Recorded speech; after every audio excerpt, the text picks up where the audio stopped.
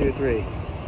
Okay, Randy Walker here. One of the great things about the U.S. Open is, you know, you're walking on site and so forth, and you see somebody that you haven't seen in a bunch of years. And here I see Jay Snyder, the former U.S. Open Tournament Director I had the pleasure with working with. And I was just telling Jay that, you know, one of my memories of recently, since it's the 25th anniversary of the Arthur Ashe Stadium, was in 1997 when I was talking with some of my coworkers, Art Campbell and Bruce Levy, about my interview with the Kalamazoo runner-up, whose name was James Blake, and talking about what a great guy he was and what a great story he was with the Harlem Junior Tennis Program.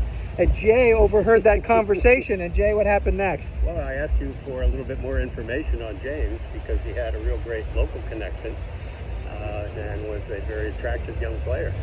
And we got that. We got that information then from James, and then he got a wild card. And it was just a great story. I mean, and Jay, to his credit, I mean, really recognized, you know, a deserving player. I mean, nowadays, if you are the runner-up at Kalamazoo, you automatically get a wild card into the qualifying. So Jay was the trendsetter there, but recognized what a great local story it was, and that James played at the Harlem Junior Tennis Program. It was the first year of Arthur Ashe Stadium, and this was, you know, theoretically one of Arthur's kids because he was inspired by Arthur, and the Harlem Junior Tennis Program was, you know, heavily influenced by Arthur, so it's really kind of played into the story and there. That's where James is now. And James Blake's career is largely should be credited to Jay Snyder, who gave him that wild card. Himself. He earned it.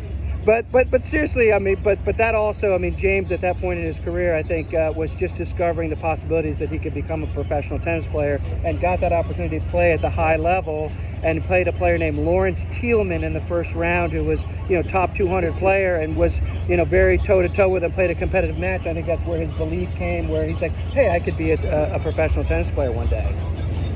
And, you know, until he injured himself, he was just like a meteor on the rise. Really great.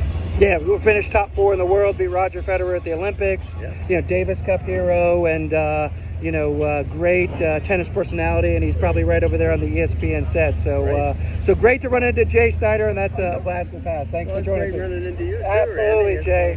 One of my good buddies. Yeah, All great memories. Thanks, everybody. All right.